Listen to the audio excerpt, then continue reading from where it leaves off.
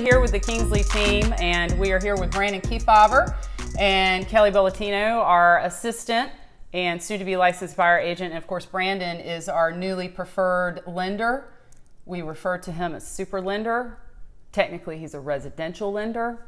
But if you have any questions about how to buy a house and how to finance it, he's the go-to. But today we have a specific topic that we're going to be talking about, and basically it's first-time home buyer.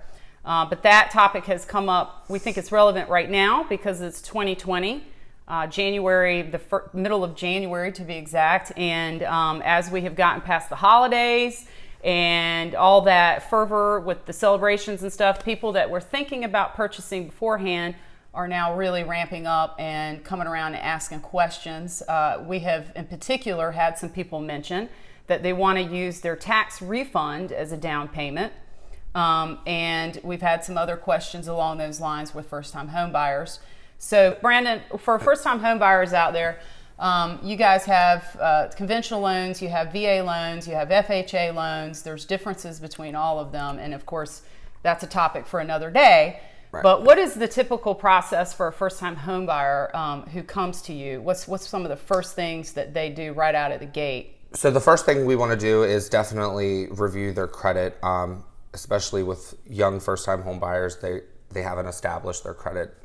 So we want to see where they're at there and find ways to get them on track to get at least to a 620 or higher.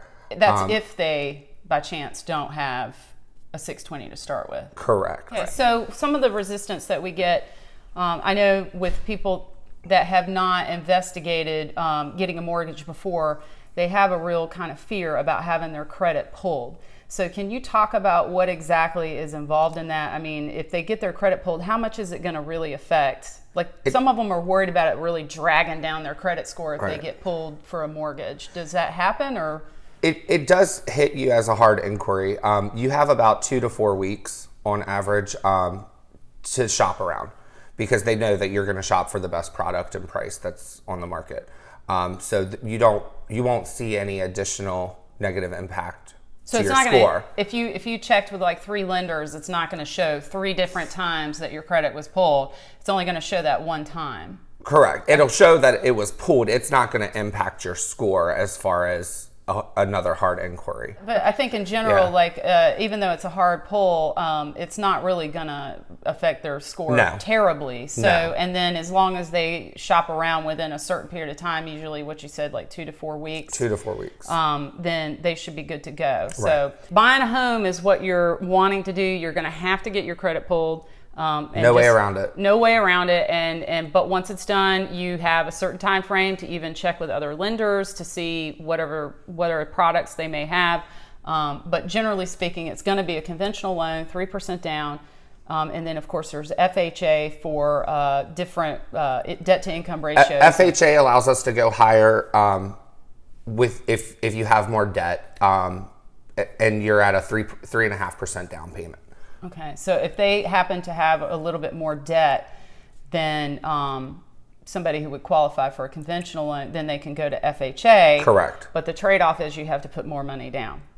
Right. Okay, so that gets us to money down. What can be used as a down payment on a house? Can you use a tax return money? You can use your tax return. You can get, most programs allow a gift from a family member.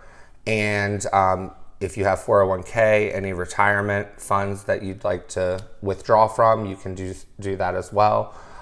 Anything in checking or savings.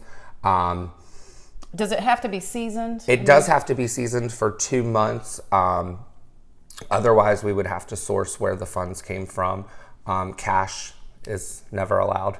Okay, so just so we understand what you're saying, if somebody got a tax return check, correct. Does that have to season? It does not. Okay, because you can source. We can source where it came from. How about a gift? A gift would still have to be sourced as well. Okay, so anything that just magically appears in the checking correct. account would have to be sourced as to where, or at least it would have to have been there for two months. Right. Okay.